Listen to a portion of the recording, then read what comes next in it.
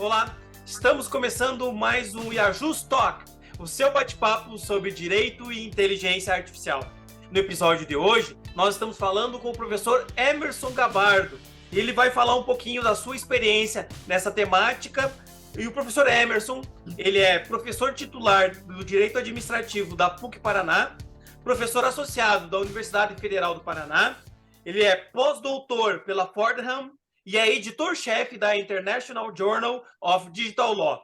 Professor Emerson, seja muito bem-vindo ao nosso podcast. E eu já vou passar a palavra para o nosso amigo aqui, o Lucas Carini, começar a nossa conversa de hoje. Obrigado, professor Fausto. É uma honra recebê-lo, professor Emerson, aqui no nosso podcast, para poder falar um pouco mais sobre inteligência artificial, né? E já para começar essa nossa conversa, eu gostaria que o professor explicasse para quem nos acompanha por que é importante, tão importante, pesquisar sobre inteligência artificial na atualidade. Oi, Fausto. Oi, Lucas. Obrigado por esse convite de estar aqui participando. Eu já tinha escutado os podcasts de outros especialistas aí, então me sinto muito prestigiado com o convite, e principalmente considerando o fato de que eu sou professor de direito administrativo, né? E estou me aventurando aí pelo direito digital há uns 3 anos, não mais que isso, né? Então, eu ainda me considero muito mais um estudioso de direito digital do que um professor. Então, ao contrário dos demais convidados aqui, eu espero que vocês me considerem nessa categoria, de alguém que está pesquisando, né? Não tem ainda muita coisa escrita nessa área. Eu estou faz 2 anos tentando escrever um artigo de inteligência artificial, estou trabalhando nisso, mas as coisas mudam, não tenho muita coragem de falar aí sobre essa temática. Pelo menos de escrever. Nada de falar tempo, até que eu aceitei o convite. Embora um pouco relutante, diga-se de passagem, mas aceitei o convite para falar. Agora, escrever ainda não é... Ainda estou esperando um pouco. Mas é um prazer estar aqui.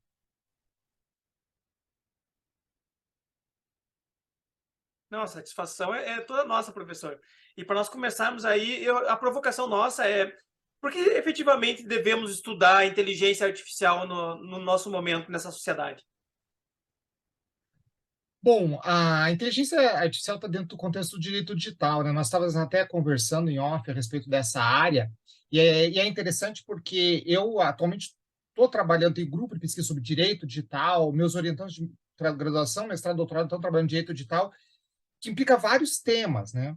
Implica a inteligência artificial, blockchain, internet das coisas, direito dos robôs, big data, smart cities, são temáticas muito diferentes entre si. Por outro lado, amplamente conectadas, né? Mas é muito difícil estudar tudo isso. É muito assunto diferente, muito assunto técnico, que não é direito, né? E eu, afinal de contas, tenho aí mais de 20 anos dentro do direito administrativo, ou do direito público, direito constitucional.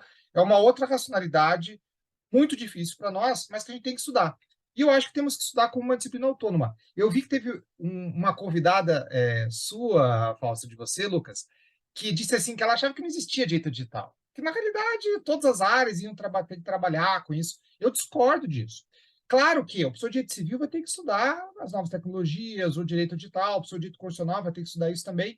Mas o fato é que o direito digital tem autonomia didática, reclama por autonomia didática, porque o professor de direito civil não vai poder se aprofundar em todas as questões de direito digital que impactam no direito civil. Ele vai lá abordar o assunto e vai ter que recorrer a professores de direito digital que vão pesquisar esse assunto profundamente, para que ele, na sua atividade de ensino, tenha esse conhecimento. Vai ser impossível, né, que os professores abordem todos os assuntos. Então, eu acho que é um campo interessante o direito digital e eu estou muito disposto a enfrentar, embora esteja sendo mais difícil do que eu imaginava. E dentro do direito digital, tem essa temática que vocês aí estão trabalhando no podcast e estão pesquisando também nas instituições aí de vocês, que é a inteligência artificial. Eu tenho 2 teses de doutorado que eu estou orientando nessa temática, porque ela é muito importante, né? Há vários estudos que têm apontado, claro, varia um pouco o tipo de estudo, mas que, no mínimo, vão ser aplicados mais de 15 trilhões de dólares na economia nessa área até 2030. Né? É a grande área da economia, né? Desde 2010, do ponto de vista econômico, a inteligência artificial tem crescido na taxa de 60% ao ano, né? E isso impacta o setor industrial, impacta o setor de serviços também, não é só o setor de inovação que impacta o nosso cotidiano, né? Então, a gente tem que começar a prestar atenção nessa área, e é o que a gente está fazendo. Na realidade, Atualmente, a gente não pode mais falar, os juristas não estão falando disso. Isso não é verdade mais. Agora já tem muita gente falando. É recente, mas muito rápido esse caminho, essa trajetória dos juristas para a inteligência artificial. E são muitas as aplicações. Eu acho que é interessante a gente passar um pouco. O pessoal sabe, tem visto, mas eu acho que é importante a gente sistematizar isso. Vejam, a gente tem aplicação da inteligência artificial nos sistemas industriais e de automação. A chamada indústria 4.0 ou 5.0, a gente cada vez está 1.0 a mais, né? 6.0 daqui a pouco, né? Mas estão trabalhando com inteligência artificial na prática, né? Veja, o Watson da IBM, que é uma plataforma, uma das primeiras que foi comercializada enquanto inteligência artificial, atualmente mais de 20 mil empresas no mundo usam o Watson, que é um sistema customizado, ou seja, não é o Watson puro.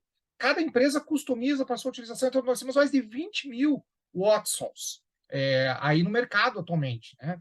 E a gente pode, quer dizer, qualquer um de nós podemos chegar lá na IBM, pelo site, tudo, e acessar o Watson, contratar o Watson e customizar, individualmente, não precisa nem ser empresa para a utilização. Claro, tem que ter dinheiro para isso, não é uma coisa barata. Mas não é uma coisa difícil de ser acessada, tudo pela internet. Não precisa ir para a Alemanha, como antigamente precisava para se comprar o equipamento, comprar o software, né? O Bradesco, desde 2016, utiliza tecnologia em nuvem da IBM, com a Cobia, né?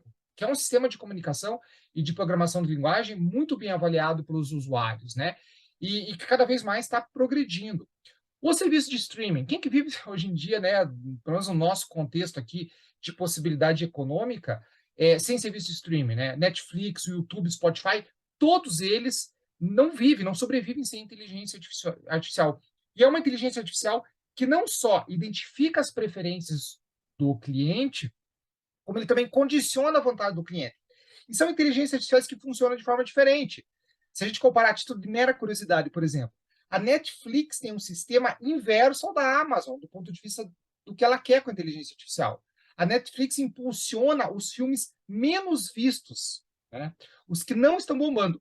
Já o site da Amazon nos impulsiona aquilo que está sendo mais procurado. Então, são estratégias diferentes de verificação e de impulsionamento, dentro do contexto econômico e da estratégia comercial de cada empresa, né? A gente tem, claro, todo mundo, quando fala de inteligência artificial, fala também dos sistemas de busca. A Google, por exemplo, hoje em dia tem um sistema super refinado de busca que usa a inteligência artificial. Aliás, hoje em dia o Google tem mais de 100 aplicações, né, do Google. E, na sua maior parte, usa inteligência artificial. Não para tudo, mas na sua maior parte, né? Então, hoje em dia, o Google não é só sistema de busca, né? Ele tem um monte de aplicação e um monte de combinações também customizáveis. O Facebook, agora a Meta, né, tem um sistema de perfilamento digital, o maior, né, o mais impactante sistema de clusterização e de perfilamento digital atualmente existente com a inteligência artificial é o da Meta, né? Os bancos já estão faz tempo usando para análise de crédito, inteligência artificial. Tem várias empresas que estão usando para decisões de RH, o que é um perigo, né? Eu acho que já foi abordado, inclusive, esse assunto em alguma dos episódios anteriores do podcast. O perigo, as questões éticas que envolvem decisão de RH tomada por computador, né? Nós temos exemplos e algumas experiências já, né, de assentos em conselhos executivos de empresas, né? Em 2017, a gente já teve uma experiência de um diretor robô em uma empresa de Hong Kong, né? Que tomava decisões, né? Juridicamente, as decisões tinham que ser aceitas, né? Como bem se falar, interessante. então, professor Emerson, digamos assim, da desnecessidade de uma disciplina autônoma que seja o direito digital. O professor vem demonstrando aí uma série de exemplos nos quais a gente precisa de um conhecimento muito específico para lidar com esses novos fenômenos sociais. Isso faz eu lembrar de uma outra questão que o professor mencionou no início, professor Fausto, que o professor Emerson mencionou sobre o problema de entender questões mais técnicas, né? Nós do direito estamos nos deparando nos últimos anos com inteligência artificial, e eu queria ouvir um pouco do professor Emerson sobre essa questão dessa, digamos assim, problemática do conceito de inteligência artificial para o direito, né? Veja, a gente não tem um conceito preciso de inteligência artificial, né? Porque, veja, a gente não tem um conceito preciso de inteligência humana. Essa que é a realidade. Se a gente fosse discutir inteligência humana, cada ciência tem o seu conceito. Então, como é que a gente vai querer saber o que é inteligência artificial? A gente tem que aceitar a limitação desse universo para a gente, né? Então, ele é um conceito indeterminado, a gente vai usar de forma mais pragmática de um lado para o outro. Mas a gente pode entender, de qualquer forma, a inteligência artificial não só como um objeto de estudo da ciência, né?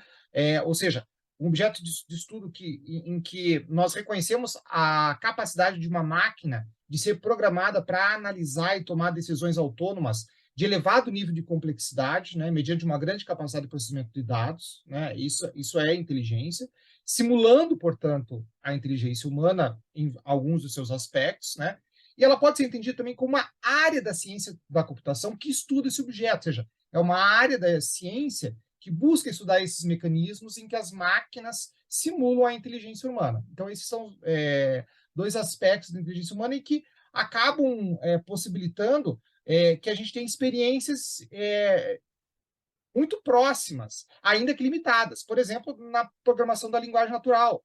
Nós temos aí o chatbox como Alexa, da Amazon, a Siri, da Apple, a Cortana, da Microsoft, o próprio GPT-3 da Open, do Elon Musk, né, que começou prometendo muita coisa e está entregando pouca coisa, já tem concorrentes muito mais fortes. Veja, eu até entrei hoje, eu tinha entrado em 2021 e feito uma experiência lá, disse, vamos comparar com hoje, hoje eu entrei no GPT-3 de novo, para fazer uma experiência lá, o Playground, para usar o Playground, como eles falam.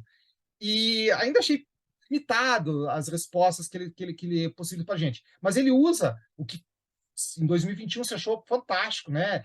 135 bilhões de parâmetros de análise. Aí a gente tem agora a Alibaba criando um sistema com 10 trilhões de parâmetros. E detonando, assim, chegando assim, o que torna a competição também desse mercado interessante e a evolução muito rápida, né? Então, hoje a gente tende a ter sistemas que realmente se aproximem da inteligência humana. Não há uma replicação, evidentemente, a gente daqui a pouco posso abordar esse assunto, mas o fato é que o foco da inteligência artificial é, na maior medida possível, dentro das condições de software hardware existentes, e essas condições são dinâmicas, replicar a inteligência humana. E isso implica algumas características. No momento, quando a gente fala em inteligência artificial, a gente sempre fala, né? Eu brinco com os alunos, quais são as características da inteligência artificial em novembro de 2022? Porque em janeiro de 2023 talvez sejam outras características, há uma mudança muito grande. Mas a gente pode, digamos assim, elencar aquelas mais centrais, aquelas mais estáveis dentro desse ambiente dinâmico, né? Primeiro, por que a inteligência artificial estourou agora recentemente, particularmente a partir de 2012 e 2016, né? 2012 no ambiente científico, 2016 no mercado. Por que não antes? Faltava-se software, faltava teoria, eles não tinham descoberto a inteligência artificial? Não. A gente tem utilizado agora técnicas de inteligência artificial que foram descobertas na década de 50, na década de 80. São as mesmas. A gente descobriu muito pouca coisa nos anos 2000 de inteligência artificial. O que a gente evoluiu? A gente evoluiu em hardware. Essa foi a grande questão. As teorias eram impraticáveis, porque a gente não tinha hardware, né?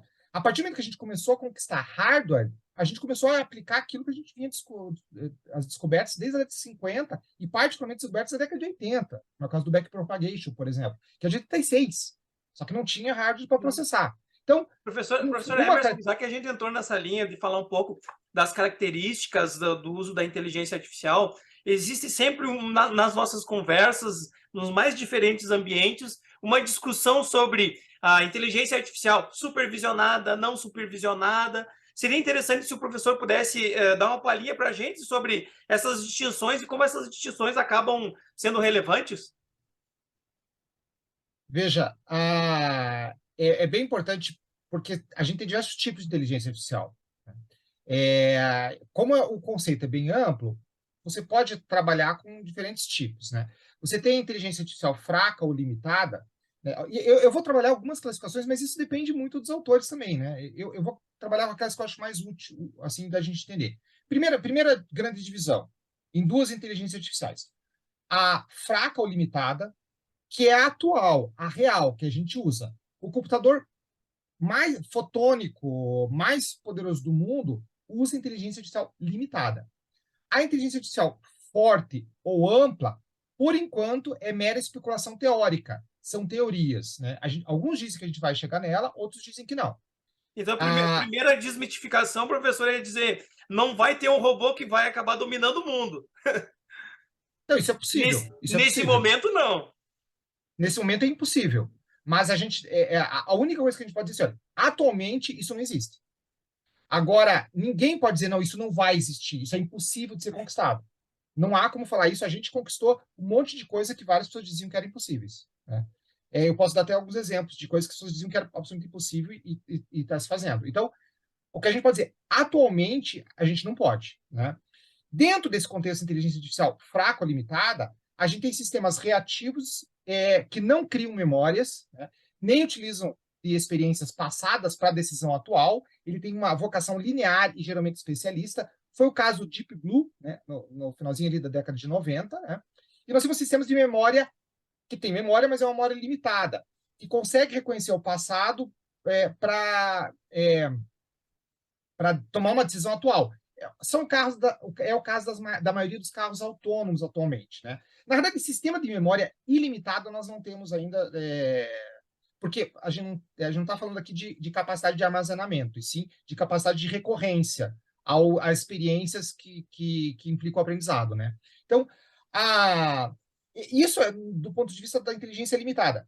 Alguns autores, do ponto de vista teórico, eles já tratam da inteligência forte ou ampla, porque a gente tem que lembrar que algumas coisas que a gente só realizou hoje, eles já eram discutidos na década de 50. Então, hoje a gente está discutindo também, teoricamente, questões que podem ou não vir a ser realizadas no futuro. Então, o próprio sistema de inteligência forte, ele se divide na inteligência artificial geral, que implica a criação de sistemas cientes, né, que são capazes de fazer análises causais. Atualmente, a gente não tem sistema que faz isso, ou seja, análises causais a partir de sentimentos humanos, como visão, olfato, paladar, audição, tato, né?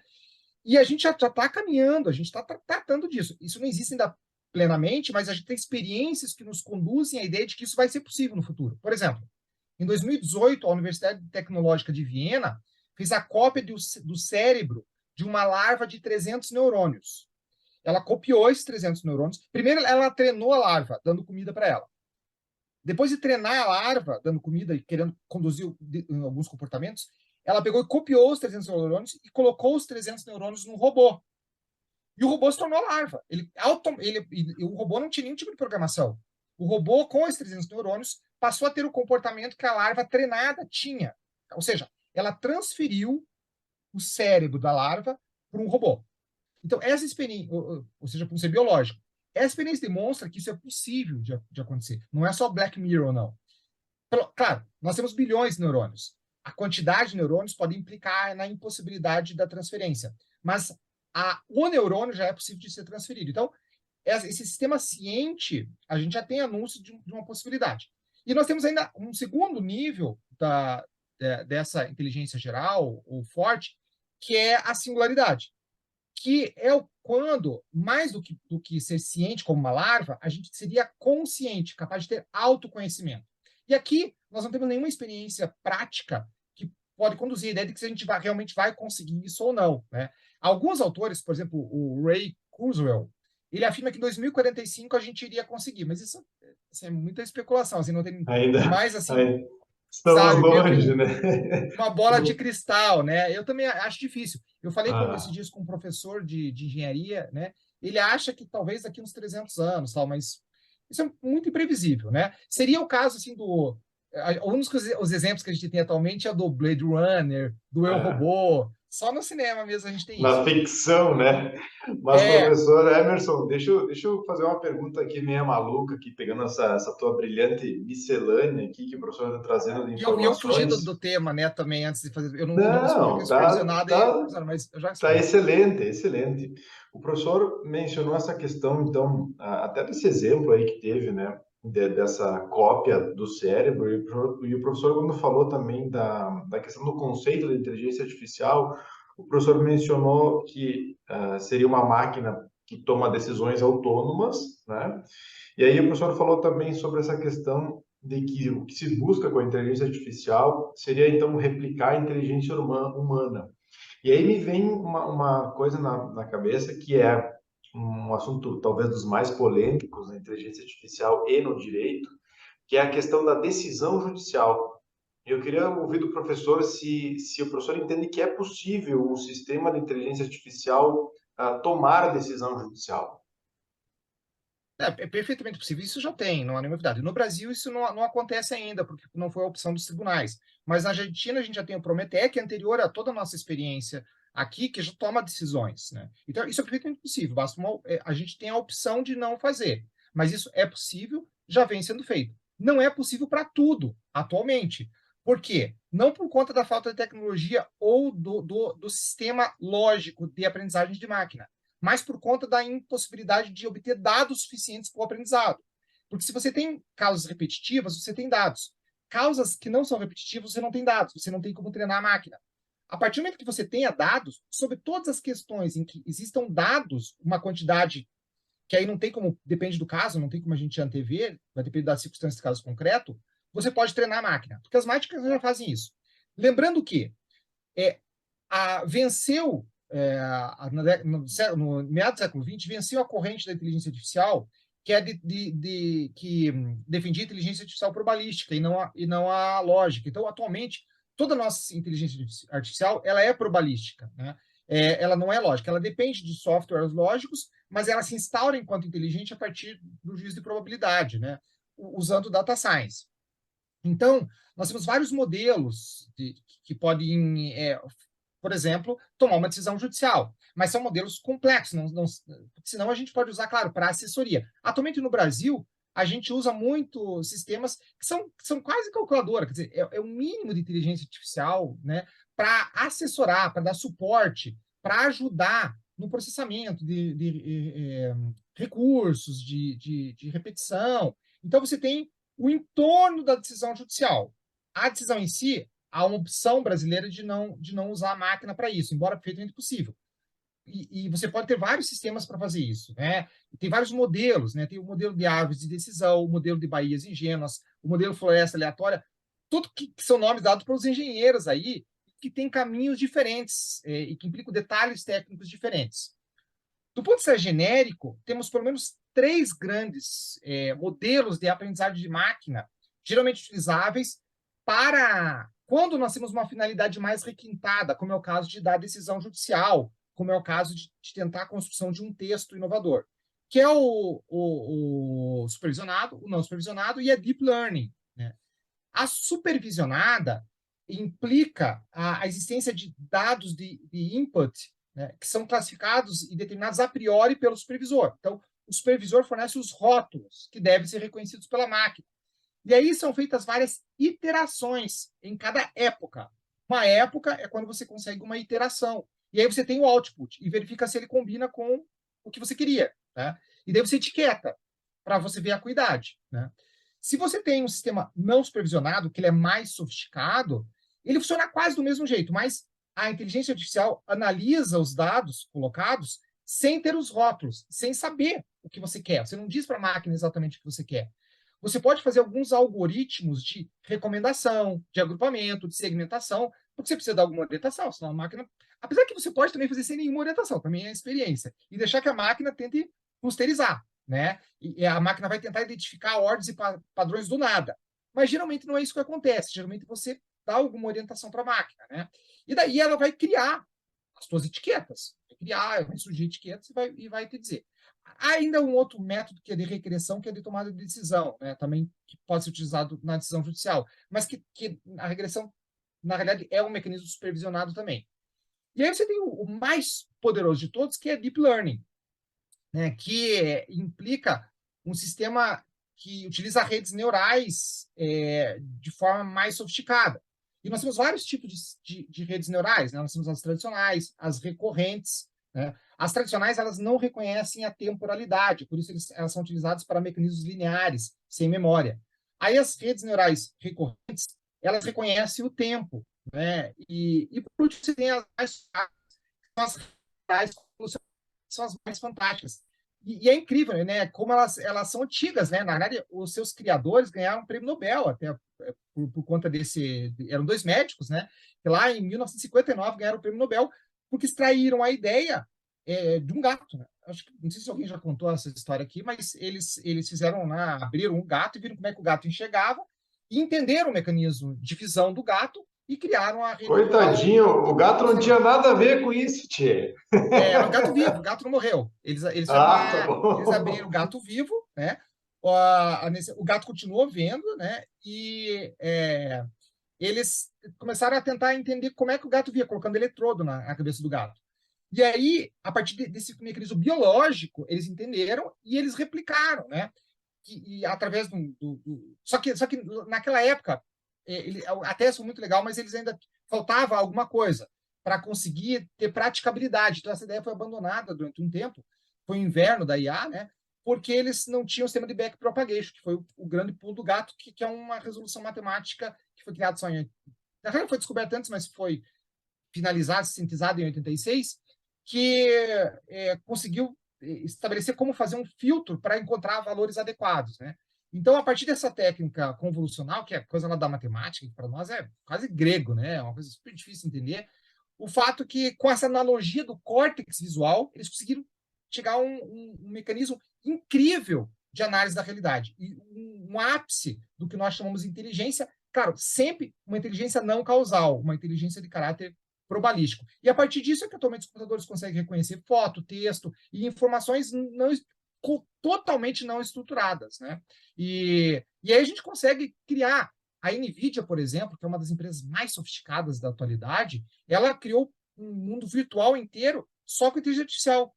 A inteligência artificial criou tudo dentro do mundo, né? Sem nada desenhado, sem nada copiado, né? A deepfake atualmente, quer dizer, ela replica uma realidade de uma forma tal que você não consegue diferenciar, e isso tudo é feito efetivamente essas redes neurais convolucionais típicas da Deep Learning.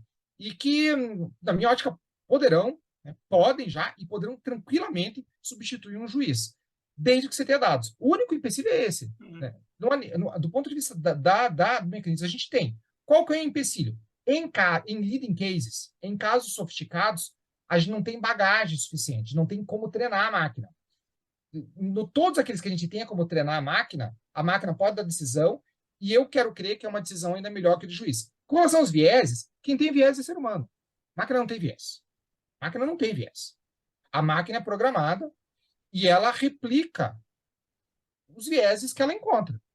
Aí a gente, que na medida que ela não é capaz de identificar o que é viés e o que não é, a gente tem que explicar para a máquina. Máquina, isso aqui é um viés que você encontrou no ser humano e está replicando. E isso não é bom, isso não é legal. Vamos corrigir. Por isso que a gente precisa dar orientações para a máquina. Mas a máquina não cria viés nenhum. A máquina não cria, porque ela não tem raciocínio causal. A máquina não tem preconceito e nada. Ela replica aquilo que ela encontra na realidade. Por isso que a gente precisa daí começar a fazer ajustes de valor, né? Ajustes que implicam conhecimento. Então, por isso que nenhuma máquina é não supervisionada no sentido de não controlada. Não existe isso. O supervisionado diz respeito somente ao output input. É só isso. Né? No Professor resto, todas as Emerson, máquinas eu precisam ser cheguei a duas controladas. conclusões escutando o professor no nosso podcast. A primeira conclusão é que nós efetivamente precisamos dessa disciplina na nossa área do direito digital, como uma forma de conhecer de forma mais profunda todos esses conhecimentos que o professor trouxe na sua fala. Essa é a primeira conclusão que eu tirei. E a segunda é que nós necessariamente vamos ter que convidar o professor para um próximo episódio para conseguirmos dar conta de todo o seu conhecimento que já vem aí mostrando e esclarecendo diversos pontos para também o pessoal que nos acompanha no podcast. Como o podcast tem essa ideia de ser uma conversa um pouco menor, e daí muitas vezes a gente faz essa fragmentação em mais de um episódio, que vai ser o caso do professor. Eu queria aproveitar nessa intervenção e já encaminhando para o final, professor, perguntar para o estudante do direito, o que o professor indicaria, o que fazer, como aproximar essas duas áreas, quais são os objetos de pesquisa a serem explorados, e daí deixar uma mensagem final, por favor. Olha, tem muita coisa, e eu acho que os alunos não estão tão interessados ainda assim, sabe? Eu achava que ia haver mais interesse dos alunos sobre essas temáticas, e ainda não está. Os alunos ainda são muito tradicionais nas temáticas, talvez por causa dos concursos públicos, eu não sei exatamente, por causa da demanda dos escritórios e tal. que, claro, você tem os grandes escritórios de massa que estão trabalhando com isso, mas os escritórios pequenos ainda trabalham um pouco com essas temáticas, né? E eles são muito na prática, né? Mas olha, eu já citei aqui, ó, inteligência,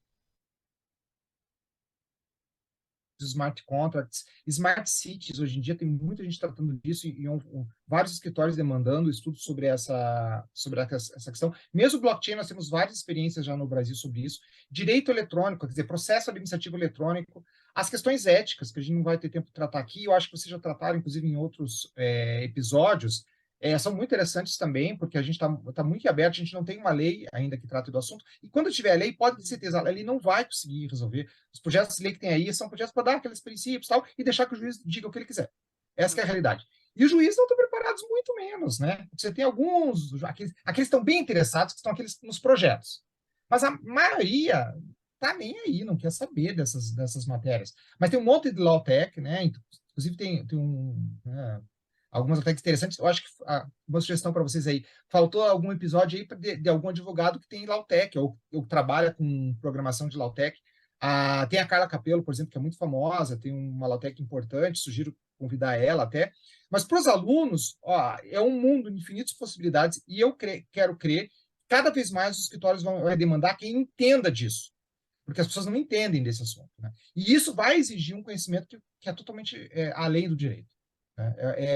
Isso já acontece em outras áreas, na filosofia, sociologia, que a gente tem que saber. Mas sociologia, filosofia, economia são muito próximas à nossa racionalidade. É muito fácil a gente ter interação, história.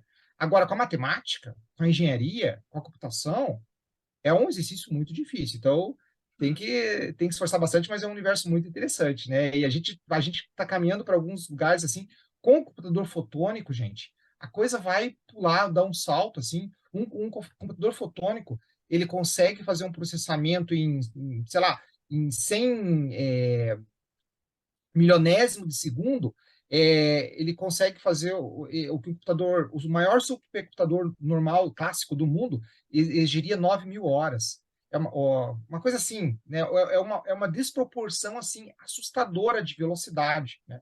E logo eles vão estar aí no mercado, não é uma coisa que... Né, o computador quântico vai demorar mais, mas o computador fotônico eu acredito que nos próximos anos a gente vai ter disponível. Então, quando a gente evoluir mais em hardware, a evolução em software acompanha, porque teoria a gente já tem várias aí para desenvolver e vão ser mais inventadas. Então, acho que nós, juristas, é uma realidade premente, vamos precisar regular tudo isso, o que é ético, o que é lícito nessa matéria, o que é ético, o que não é, o que pode, o que não pode, né? Eu vi até um outro podcast de vocês aí, eu não lembro quem, os nomes eu não vou lembrar, mas que disse, por exemplo, que é contra o sandbox. Essa é uma visão que implica uma decisão jurídica. Atualmente nós permitimos, nós temos um ambiente de sandbox, em certa medida, permissivo. Mas tem gente que, né, a própria pessoal que vocês chamaram aqui, depois eu não lembro qual que é, senão eu diria para o pessoal também escutar esse outro. Mas ela acha que não deve ter. Então, isso é um problema, uma questão, e essa é uma questão jurídica. Nós devemos ou não devemos ter sandbox? Porque às vezes as coisas na tecnologia parecem assim, olha, está acontecendo, vamos deixar que aconteça. Né? Não tem o que fazer. Ou senão a gente tem essa mentalidade, não tem o que fazer. Não é bem assim. Nós, juristas, nós não podemos acomodar e dizer assim, não tem o que fazer. Sempre tem o que fazer. Nós é que somos responsáveis por tomar decisões sobre o que deve ser feito ou não deve ser feito, sobre o que pode ser feito ou não pode ser feito. A gente não pode se deixar atropelar pela tecnologia. Ao mesmo tempo, eu sou super otimista com a tecnologia, né? Eu acho que dos que vieram aqui, eu sou mais otimista a deixar que substitua todo o juiz por robô. Eu acho que quase todos os outros foram mais pé no freio, assim. Eu sou super otimista. Mas eu acho que é uma atividade nós juristas, sim, controlar esse ambiente e ter cautela. Perfeito, professor. Aproveito para agradecer a sua participação no nosso IAJUSTOC, muitas informações e agora também muitas reflexões e provocações. Tenho certeza que quem está nos ouvindo e nos vendo vai atrás desse material, vai atrás desses novos objetos de pesquisa. E se você ficou interessado e quer saber mais sobre essa relação do direito e a inteligência artificial, siga o IAJUSTIM e o IAJUSTOC no Spotify, no YouTube, e vamos falar ainda mais sobre direito e inteligência artificial. Nos falamos em breve. Até mais!